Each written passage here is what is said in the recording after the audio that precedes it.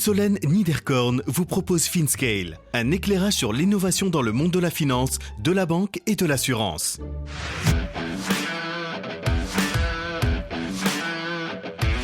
La FinTech for Good qui améliore le bien-être financier des employés. Arbia Smithy, CEO et fondatrice de Rosalie. Les cols bleus, ils ne sont pas aujourd'hui servis par les banques, par les néobanques et par les produits financiers, en tout cas, qu'il y a sur le marché. Donc il y a vraiment un vrai pain, il y a un vrai gap, il y a un vrai problème, il y a un truc qui manque. Et c'est ce qui justement m'a donné envie de justement remplir ce gap-là en créant, ou en voulant créer en tout cas, la première banque ou la première néobanque éthique pour l'école bleue. Après avoir déjà brillamment réussi à créer une start-up, la développer et la céder à un grand groupe, cette entrepreneuse passionnée a longtemps réfléchi avant de se lancer dans une nouvelle aventure. Le déclencheur d'Arbia aura été la crise des Gilets jaunes en 2019. Elle a décidé qu'il fallait viser gros pour une grande partie de la population. Elle a donc décidé de lancer Rosalie, une fintech socialement responsable qui aide les entreprises à améliorer le bien-être financier de leurs salariés en fluidifiant l'accès au salaire et en apportant conseils et éducation budgétaire à l'aide d'une application. La compte sur salaire, c'est la première étape dans ce fabuleux projet qu'est Rosalie. Vous verrez que les ambitions d'Arbia sont très grandes avec comme objectif d'aider un maximum de personnes à ne plus vivre dans la précarité financière. L'approche innovante de cette fintech est celle de la fluidité de la gestion de la paye. Arbia rentre dans les détails et vous verrez à quel point c'est un poids administratif et financier pour les entreprises à administrer au quotidien. Rendre plus flexible la paye, c'est un moyen de fidéliser ses salariés et leur donner un niveau de confort supplémentaire pour gérer leurs finances. Nous passons donc les différentes étapes de la start-up, l'état des lieux, l'évangélisation de marché, la recherche des premiers clients, la construction de la solution et la structuration financière nécessaire, ainsi que le modèle d'affaires. Bonne écoute à tous!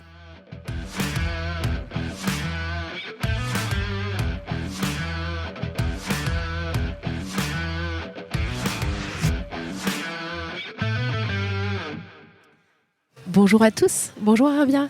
Bonjour Solène. Merci de me rejoindre pour ce petit café dans cet endroit que j'adore.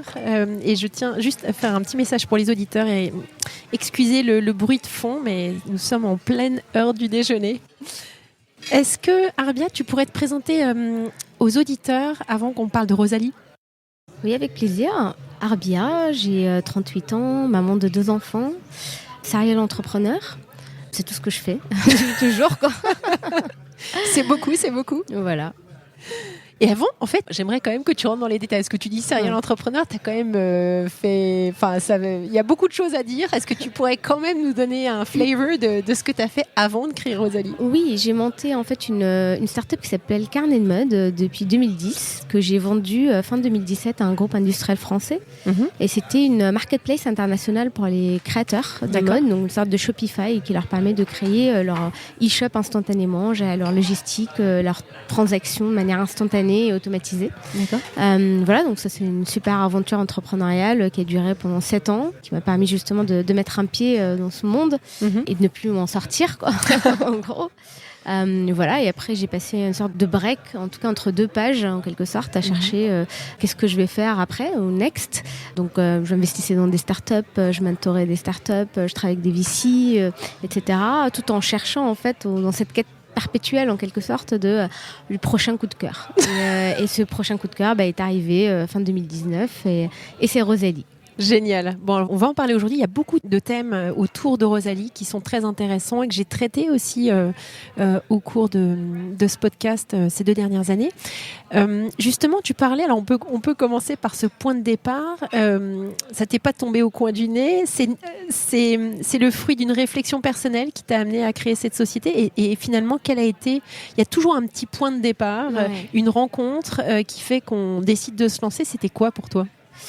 Moi, en fait, honnêtement, puisque c'est ma deuxième aventure entrepreneuriale, on devient beaucoup plus strict avec nous-mêmes. On a besoin vraiment de trouver le projet beaucoup plus ambitieux, plus important et surtout qui check les points qui sont importants pour nous personnellement.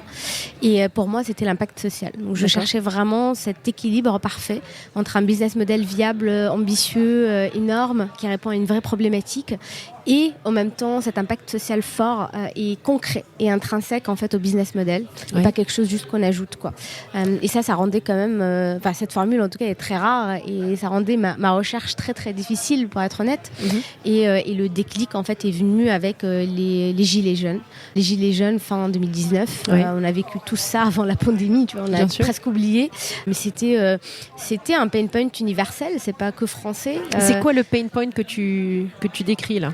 Pour moi, en fait, le vrai, si je dois rentrer dans la précision, c'était pour moi les cols bleus. Ils ne sont pas aujourd'hui servis par les banques, par les néobanques et par les produits financiers, en tout cas, qu'il y a sur le marché.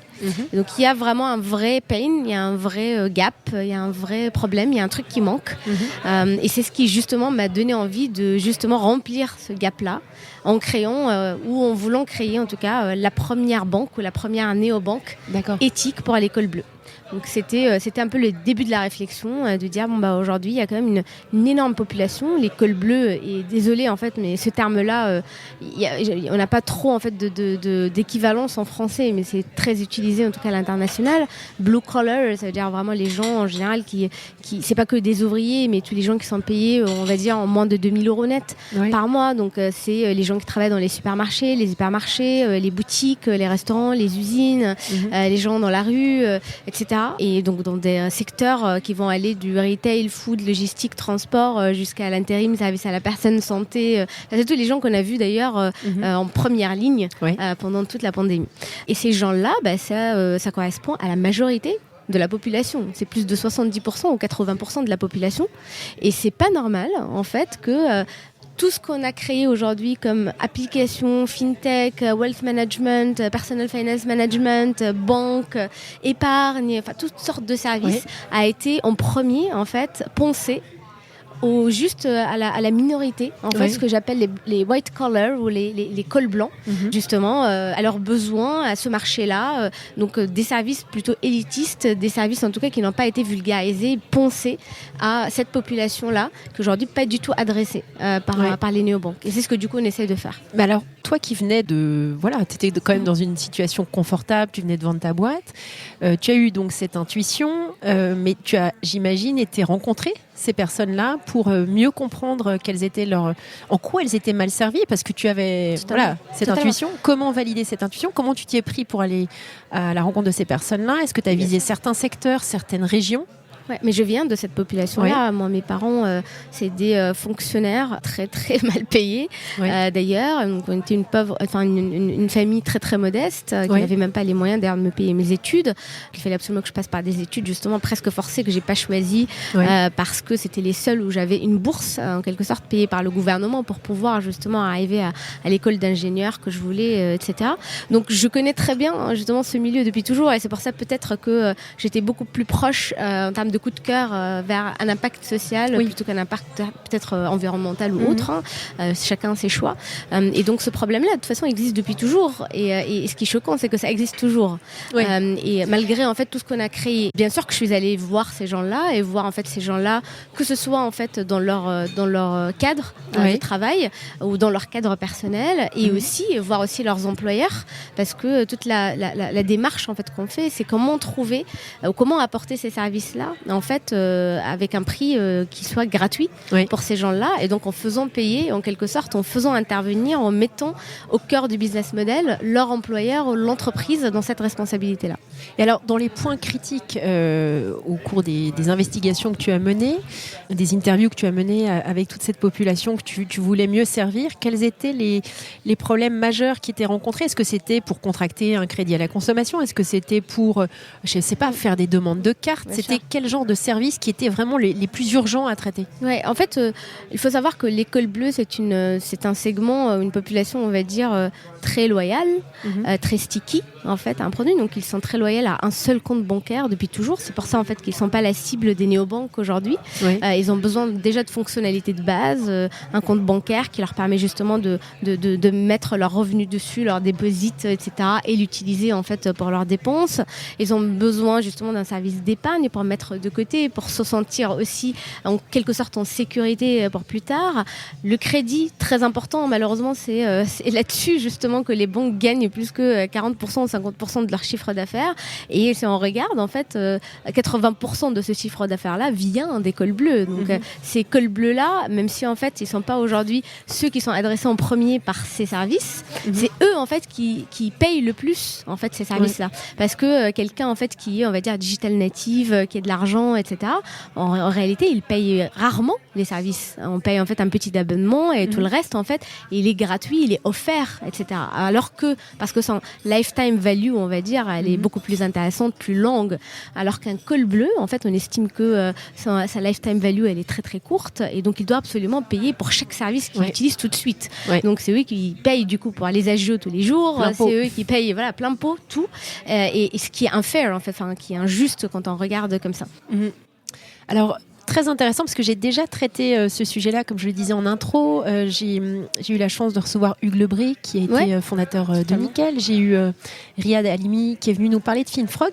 Ce que je trouve intéressant avec Rosalix, c'est que vous vous situez dans un autre contexte, qui est celui de la relation de l'employé avec son employeur. Totalement. Et donc, vous positionnez ce service-là au niveau de la paye. Exact. Alors, pourquoi, d'emblée, vous avez eu ce parti pris de vous situer sur ce segment de revenus finalement? Ouais, alors c'est stratégique.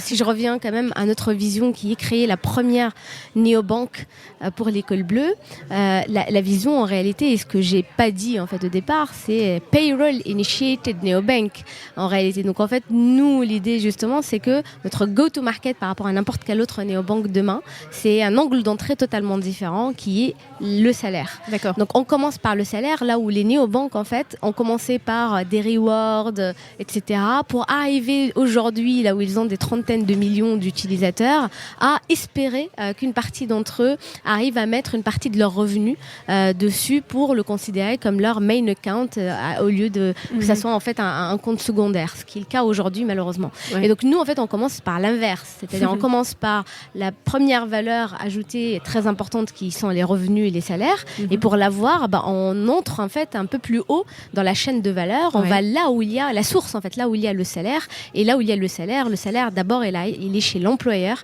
dans l'entreprise, avant qu'il arrive dans le compte bancaire du salarié. Donc c'est là, enfin, notre innovation, elle est justement dans notre positionnement dans cette chaîne, ou dans ce maillon de chaîne, à monter tout en haut dans le salaire depuis le début, pour s'imposer comme le compte bancaire principal des cols bleus depuis day one, et en fait ensuite dérouler toutes sortes de produits financiers intéressant pour eux en partant justement de cette data de paye qu'on va justement combiner avec la data que tu as en fait en produits financiers pour justement te créer des produits financiers beaucoup mieux, beaucoup plus rapides, plus intéressants, moins chers ou même gratuits que ce qu'il y a sur le marché. D'accord. C'est ça l'intérêt.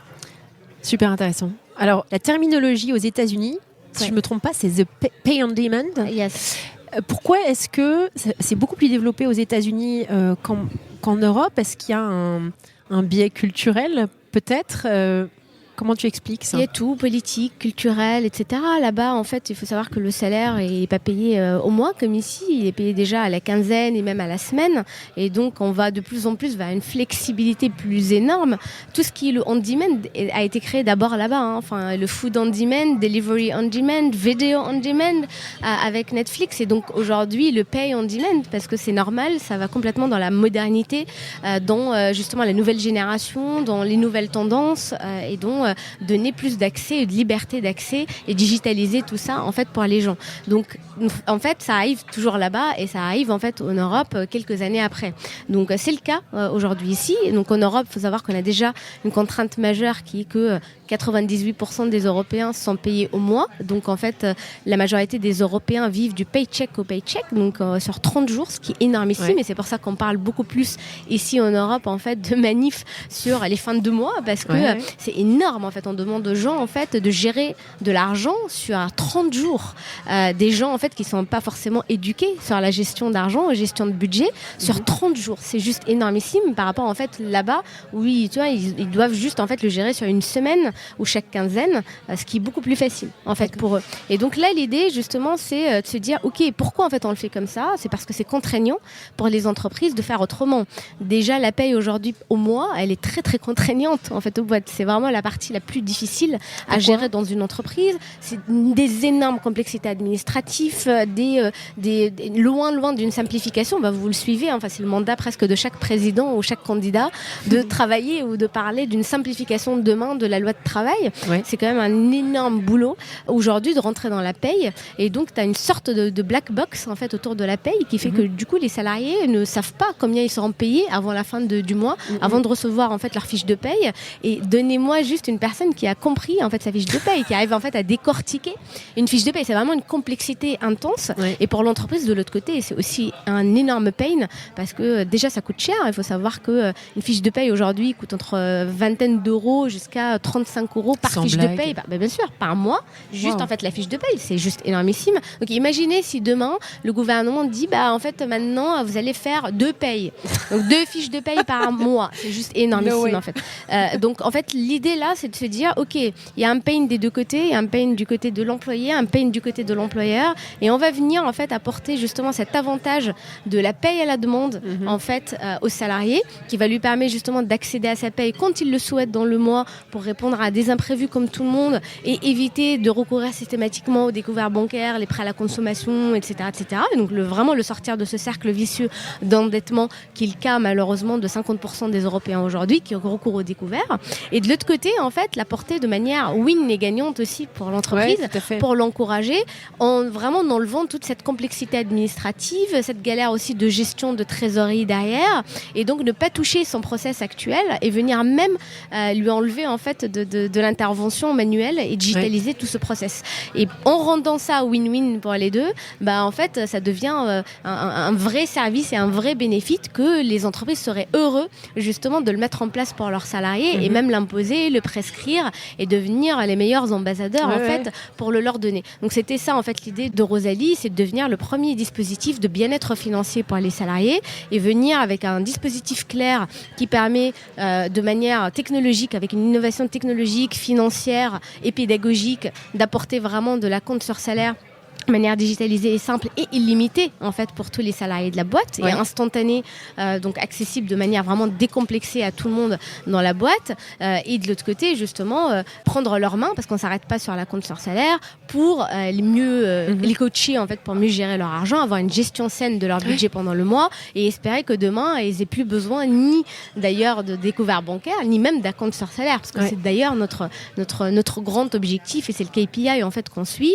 et donc il faut que ça soit win pour l'entreprise parce que de cette manière-là, en enlevant du stress financier à ses salariés, elle va simplement améliorer sa marque employeur, son attractivité, l'engagement de ses salariés, baisser le turnover et l'absentéisme qui a des coûts monstrueux pour ces boîtes en fait de col bleu, et renforcer leur politique sociale. Donc tout ça, ça n'a que du bénéfice en fait pour l'entreprise, en plus du fait qu'on lui enlève quand même une complexité administrative dans un truc qui est obligatoire, parce qu'il faut savoir que la compte sur salaire c'est une obligation légale en France. Beaucoup de gens en fait l'ignorent. Pourquoi ? Parce que les entreprises ne le proposent pas.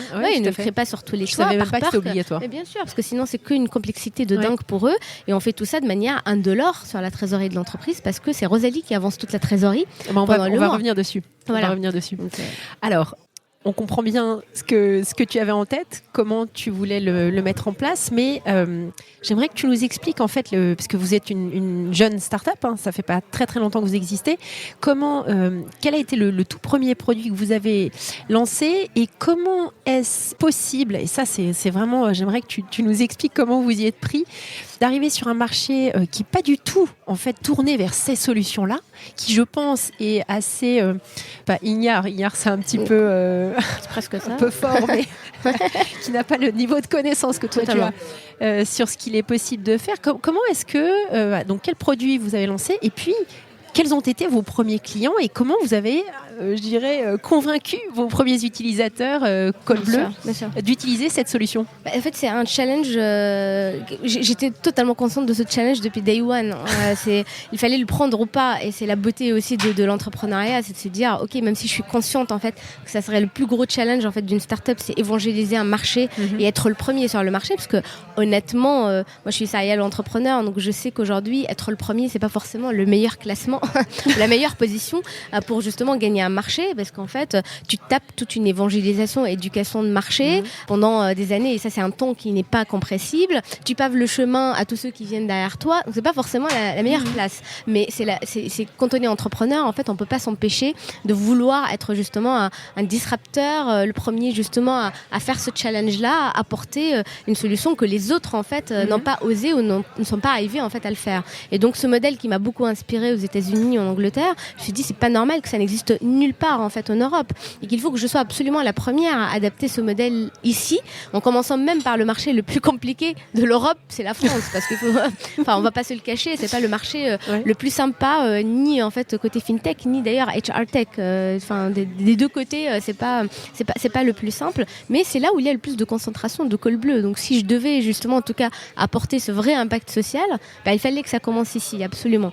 Donc ce challenge-là, on l'a pris à bras-le-corps et on a travaillé vachement là-dessus. Donc en parallèle de la construction du produit qui est quand même assez complexe, avant de le sortir sur le marché, il fallait absolument marteler le message, aller parler avec des centaines de RH, des centaines de CEO d'entreprises, commencer vraiment à comprendre c'est quoi leur pain exactement, quel angle justement apporter ou avancer pour justement les convaincre que c'est quelque chose de win-win pour eux et pour leurs salariés, et qu'il faut justement prendre l'initiative et être parmi les premiers à initier ce mouvement-là et ne pas attendre que ça soit imposé demain par les syndicats et par les salariés eux-mêmes, et être un simple moutonnier en fait qui va mettre ça en place juste parce que la majorité des entreprises l'ont déjà mis en place.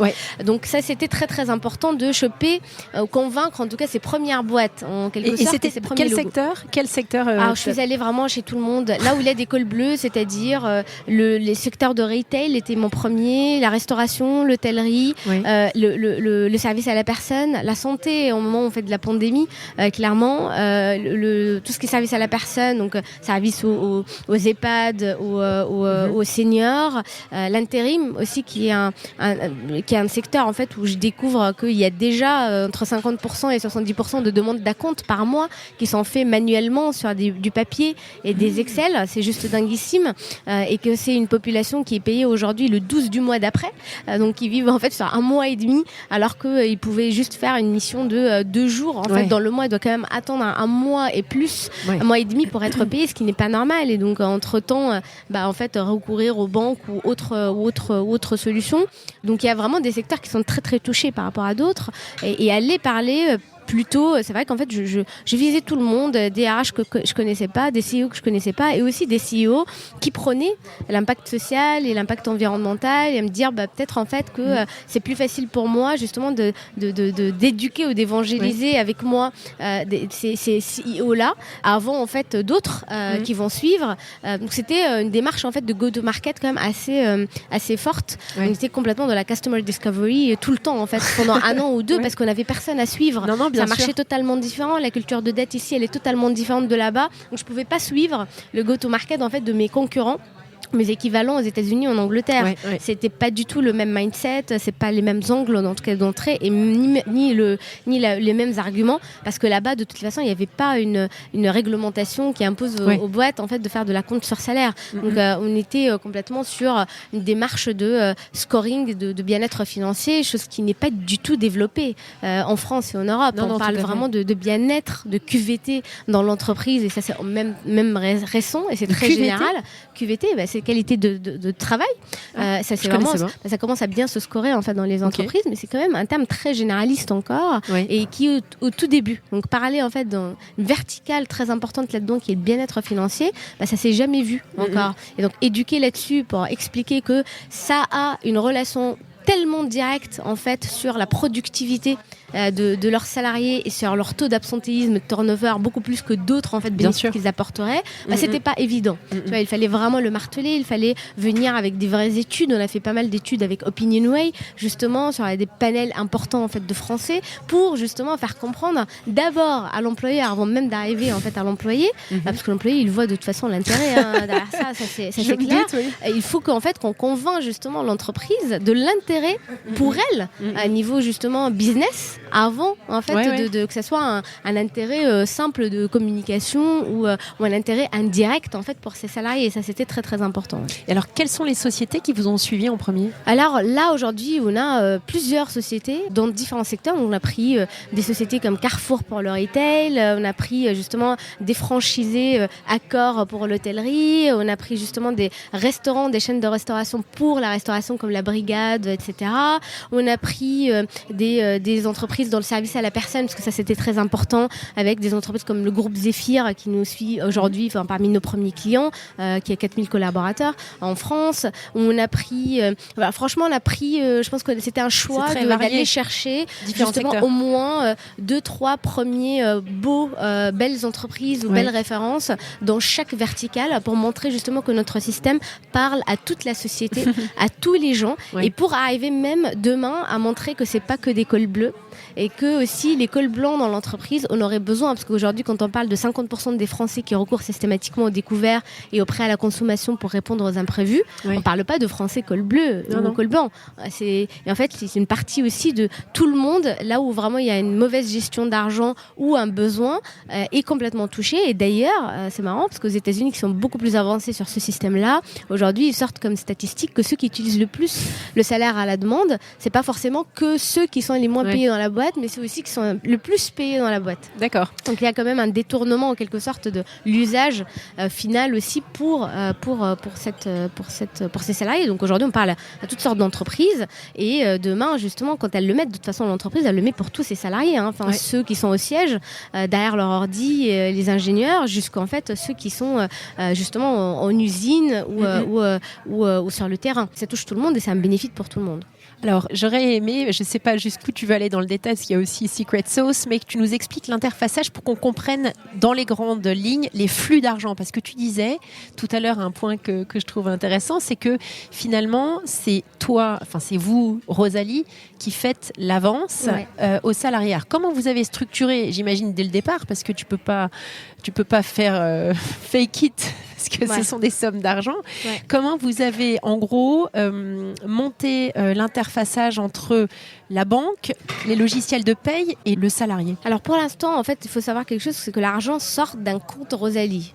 C'est vraiment Rosalie qui avance l'argent de toutes les façons. Après, ce compte-là, qu'il soit fundé par Rosalie, par des investisseurs ou par des partenaires financiers, ça change pas en fait le flux. Parce que derrière, de toutes les façons, c'est totalement transparent pour la boîte, pour l'entreprise. L'entreprise, elle signe qu'avec nous.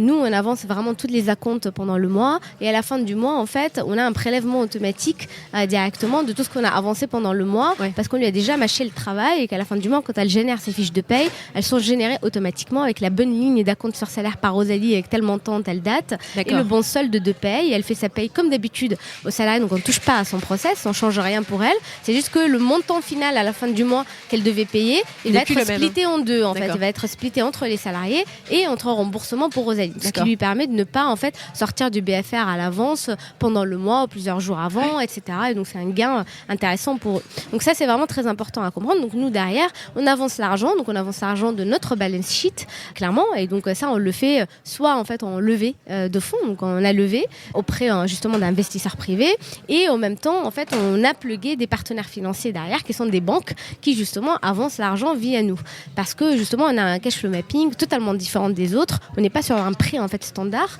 aux entreprises et donc c'est pas un prêt vraiment pour Rosalie, c'est plutôt un prêt garanti en fait par Rosalie parce que on a des liquidités très rapides de moins de 30 jours, c'est pour ça qu'on n'a pas besoin forcément de énormes sommes ou de de lever en fait des dettes monstrueuses comme ce qui se passe avec d'autres boîtes qui ont besoin en fait de dettes plus importantes comme tout ce qui est RBF, etc. On n'est pas dedans parce que nous en fait toutes les sommes qu'on avance, elles sont remboursées au moins de 30 jours, ce qui fait qu'il y a une liquidité très très forte, très très rapide et avec un taux de défaut proche de zéro. C'est la beauté aussi de notre modèle, par rapport en fait à un modèle qui offrirait des microcrédits en B2C. Nous on score personne, on n'a pas besoin de faire du scoring des gens parce que en fait c'est l'entreprise qui nous garantit en fait le remboursement. Donc on se rembourse directement de la paye avant même que ça arrive sur le compte bancaire du salarié.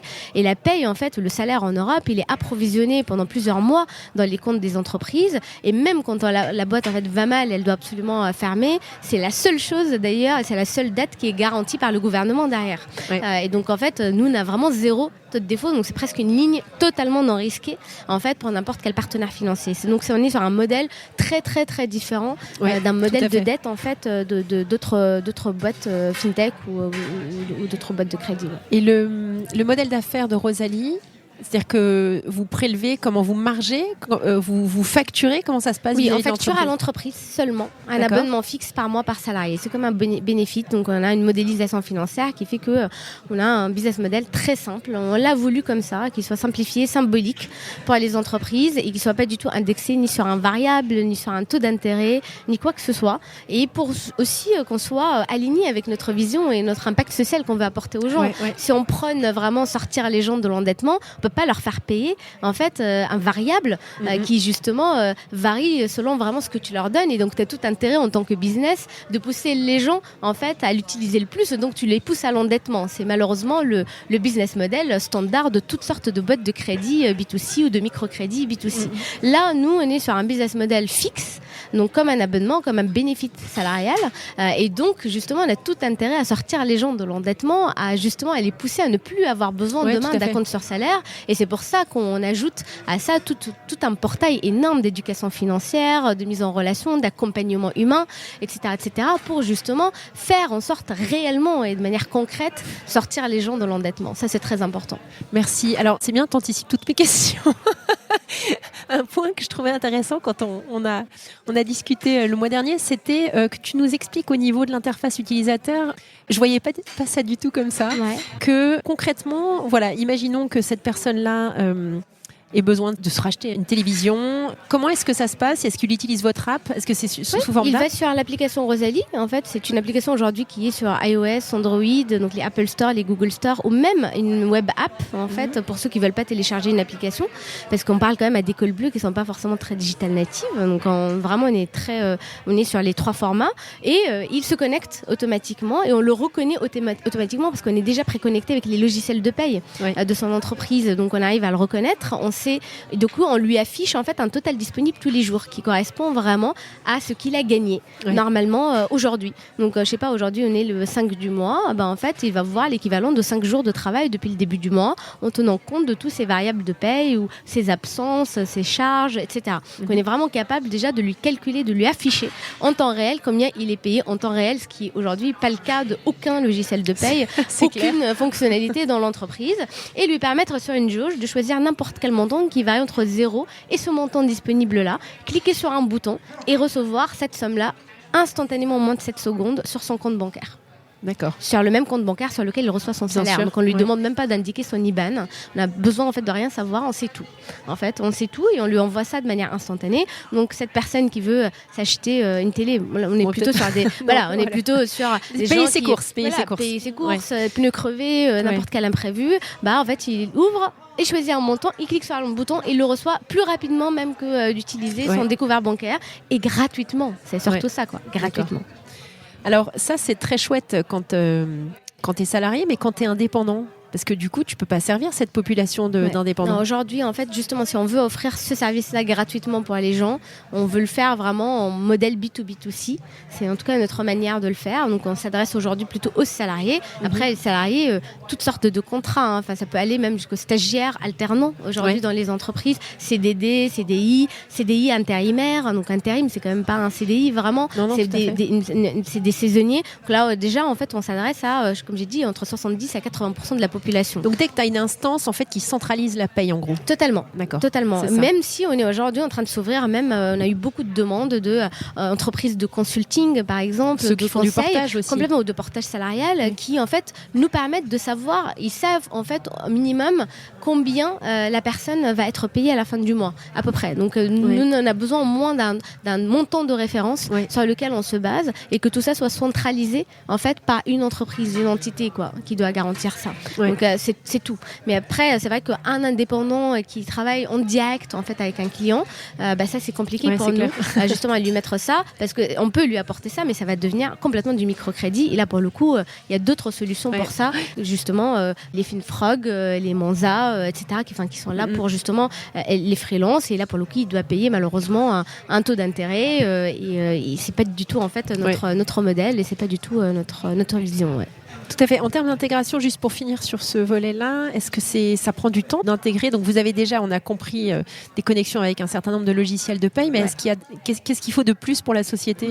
Nous, en fait, t'as rien, parce que justement, on a passé quand même 2 ans à travailler sur le produit, et c'est notre innovation technologique aujourd'hui. On est les seuls en Europe, justement, préconnectés avec tous les logiciels de paye, en créant des API. On a même une brique qui s'appelle Rosalie Connect aujourd'hui, et qui justement se permet en fait de se connecter facilement et très très rapidement avec tout logiciel de paie, logiciel de gestion de temps, HCM, SIRH, justement qui permet de récupérer le maximum de data, qui nous permet justement de afficher un montant clair et le plus précis possible en fait pour l'employé. Et d'ailleurs, donc première chose qu'on a fait, c'était signer un deal stratégique avec ADP, qui est le plus gros logiciel de paie dans le monde. Et donc on est leur partenaire officiel et exclusif sur l'Europe en fait, sur la compte sur salaire. Ils ont fait ce modèle-là ou ce partenariat-là avec notre premier concurrent aux États-Unis qui s'appelle DailyPay, qui a levé 500 millions justement grâce à ce partenariat-là et qui justement se verticalise aujourd'hui sur la restauration. Et donc nous, on est leur équivalent ici sur l'Europe et l'idée justement c'est aller plus loin avec tous les logiciels de paye avec qui juste on se connecte pas seulement. Donc on a une API avec les logiciels de paye, mais aussi qui vont nous distribuer en plus à leurs clients, parce que pour nous c'est un canal aussi de distribution indirecte très intéressant. Alors, un point intéressant et qu'on a traité sur plein de mes épisodes, c'est l'éducation financière qui est vraiment qui manque cruellement en France, mais pas qu'en France d'ailleurs. Tu en as déjà beaucoup parlé, mais moi j'aimerais savoir si vous avez une action spécifique menée avec des associations. Alors, j'en avais parlé avec Hugues sur Nickel, puisqu'il travaille beaucoup avec l'association Crésus. Est-ce que vous avez... Pareil. Vous aussi On est associé avec Crésus, avec Salarium, avec plusieurs justement. On est capable en fait de rediriger vers n'importe quelle association, assistance sociale pour justement merger l'accompagnement humain avec le meilleur de la tech. C'est ça la vision. Mais ça, c'est vraiment sur une petite partie. Parce qu'en fait, on estime aujourd'hui que rediriger un salarié vers une assistante sociale, c'est obligatoire d'ailleurs par les entreprises, mais c'est fait dans 99% des cas quand c'est déjà trop tard. Parce qu'il n'y a aucun moyen en fait de le savoir et de le faire avant vraiment qu'un salarié vienne désespéré en fait demander cette mise en relation-là. Nous, justement, on permet de dire qu'avec Rosalie, puisqu'il y a la techno en fait avant, elle permet de ressortir, on a de la data et on ressort en fait des patterns qui font que justement on peut alerter à l'avance en fait de ça, et on peut rediriger en fait une personne avant que ça soit trop tard pour justement l'accompagner et très vite en fait la remettre au bon chemin. C'est ça le bouclier, le bouclier anti-découvert. Alors ça c'est un autre service, parce qu'on a plusieurs en fait services par rapport à ça. Donc ça c'est la partie vraiment accompagnement humain. On fait aussi beaucoup de pédagogie, on fait vraiment des vidéos, etc. Mais de manière vraiment concrète, simple, vulgarisée pour l'école bleue, parce que ça quand même c'est très important. On a zéro communication élitiste dans notre manière vraiment de communiquer. C'est très important pour nous. 3, en fait, on permet avec le PFM, le Personal Finance Management aujourd'hui, donc on arrive en fait à agréger le compte bancaire du salarié et lui montrer en fait concrètement ce qui lui reste à vivre dans le mois. C'est pas parce qu'il voit 500 € sur son compte bancaire qu'il lui a 500 € en fait à dépenser. On lui dit concrètement, il te reste moins de 200 € en fait en réalité à dépenser d'ici la fin du mois, parce que tu as ton loyer qui tombe le 31, tu as ta facture Orange qui tombe le 17, etc., etc. Donc fais attention, on l'alerte de manière vraiment concrètes, avec des push SMS, parce qu'il ne suffit pas juste d'apporter de l'information, alerter, fais attention, tu vas tomber dans le rouge. Et là, pour le coup, s'il active le bouclier anti-découvert, en fait, il détermine un certain seuil dans son compte. Il dit, par exemple, dès que j'arrive à 100 € sur mon compte bancaire, je veux être alerté et je veux que vous me poussiez automatiquement un compte sur salaire de 100 € pour que je reste dans le positif et que je rentre pas dans le négatif et que j'évite en fait de payer des agios. Et ça lui coûte 0. Enfin, lui en fait, pousser 100 € automatiquement à chaque fois qu'il y a un seuil, ça lui coûte rien et ça coûte rien de plus en fait à l'entreprise. Puisque en fait, je répète, notre business model, c'est un abonnement fixe par mois par salarié, peu importe l'usage dedans, peu importe les montants utilisés. C'est ça l'innovation, c'est de permettre une manière décomplexée d'utiliser justement nos services, que ce soit no-brainer en fait, simple et surtout vraiment concret. On vraiment veut un truc tangible et concret. Et les gens, enfin nous, on sonde énormément nos utilisateurs tout le temps pour savoir qu'est-ce qu'on peut vous apporter de concret, quoi. Et qui nous disent, pédagogie, nous, franchement, ça me dépasse totalement. Je suis pas là pour lire des textes ou même regarder des vidéos ou autres pour apprendre comment gérer mon argent. Par contre, me dire concrètement, m'envoyer une alerte et me dire, cliquez ici, ça vous permet justement de économiser temps ou ne pas payer d'agio de temps. Ça, oui, clairement. Donc voilà, on tend complètement vers ça. Top. Alors vous êtes une société déjà Bicorp, alors que ça fait pas très longtemps que vous existez. Est-ce que vous avez en tête, parce que tu parlais donc carrément de banque pour l'école bleue, quelles sont vos prochaines étapes ? Ouais, totalement là, c'est partir déjà sur une... Alors déjà évangéliser le marché, moi je pense qu'on a fait un énorme effort là pendant 1 an et demi pour évangéliser ce marché-là, et je pense qu'on est déjà dans le point d'inflexion super génial en ce moment où vraiment on estime que ça y est, là on a réussi à avoir vraiment les premiers gros logos qui vont évangéliser eux-mêmes le marché avec nous, et donc maintenant ça va être que viral énormément et la boule de neige va commencer, que ce soit en fait en top-down par les entreprises ou en bottom-up par les salariés eux-mêmes et les syndicats. On est dans un super timing pour justement accélérer ça. Donc l'idée là pour nous, c'est surtout très vite en fait accélérer le commercial et onboarder le maximum d'entreprises dans le maximum de verticales pour montrer et le démocratiser en fait à l'ensemble des gens, que ce soit peu importe leur verticale, leur secteur ou même leur contrat. Ça c'est première chose très importante pour nous. Et en parallèle en fait drainer les utilisateurs vers justement Rosalie Bank, notre vision et la deuxième partie qui est très très importante. Et donc là on sort justement le compte bancaire, la carte bancaire Rosalie, les différents services d'épargne, de PFM, Personal Finance Management, etc. derrière. Donc ça, c'est vraiment notre roadmap produit qui va être déroulé sur toute l'année.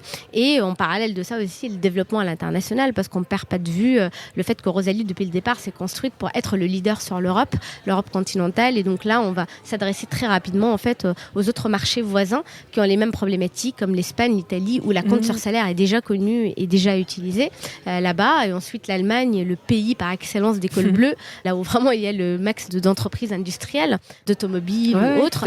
Donc voilà, enfin on a en ligne de mire quand même pas mal de sujets, et on ira à l'international avec nos propres clients aujourd'hui, parce que là aujourd'hui on travaille avec des grosses corpos en fait, même des CAC 40, et ces gens-là ils ont des filiales un peu partout en fait en Europe, et donc tout est centralisé au siège ici. Donc quand ils voient et sont convaincus par rapport à un service ici, en fait ils le déploient facilement. Ils nous demandent déjà de le déployer en fait sur les autres filiales ailleurs. C'est ça. Super. Écoute, c'est épatant. Là, on est notre boost d'énergie pour la journée. Arbia, tu nous recommanderais quoi comme lecture ou comme podcast ? Ouais, alors lecture, je le dis souvent. Malheureusement, je suis pas la personne qui lit des livres. J'ai du mal en fait. J'ai un problème de concentration depuis toujours par rapport à ça. Donc, je suis quelqu'un de très visuel. Donc, j'arrive vraiment à apprendre très très rapidement en regardant images et vidéos. Un film ? Je suis beaucoup sur Netflix. Donc, je regarde beaucoup les documentaires sur Netflix. Donc, j'adore Dirty Money. Donc, c'est un documentaire génial sur Netflix que je vous en tout cas conseille si vous n'aimez pas trop lire les livres comme moi. En tout cas, vous avez un peu de temps. Les podcasts aussi, c'est génial. On apprend énormément en fait, en tout cas des expériences des autres entrepreneurs ou des gens en tout cas de l'écosystème. Pendant qu'on court ou qu'on fait autre chose ou en voiture, c'est super. Et après tous les films, moi m'inspirent beaucoup quand c'est des films sur un entrepreneur d'entrepreneurs. Donc les films sur le fondateur de McDo, sur Joy, la fondatrice de La Serpillière, très connue. Je connais pas celui-là. Il est génial. C'est avec, j'ai oublié comment elle s'appelle. Mais il y en a plusieurs comme ça qui justement sont très très inspirants et qui justement on se rend compte que l'entrepreneuriat, il y a un pattern en fait qui est le même. En fait, on se retrouve sur presque les mêmes galères, les mêmes challenges, et on arrive presque en fait au final presque aux mêmes conclusions qui se pratiquent, qui peut en tout cas être pratiquées, peu importe notre projet ou notre secteur. Merci Arbia. À bientôt. Merci, au revoir. Merci à tous pour votre écoute. Je suis ravie d'avoir partagé ce moment avec vous. N'hésitez pas à me contacter sur Twitter ou LinkedIn pour me faire part de vos commentaires ou de vos réactions. Et je compte sur vous pour noter cet épisode sur vos plateformes de podcast préférées. À la semaine prochaine.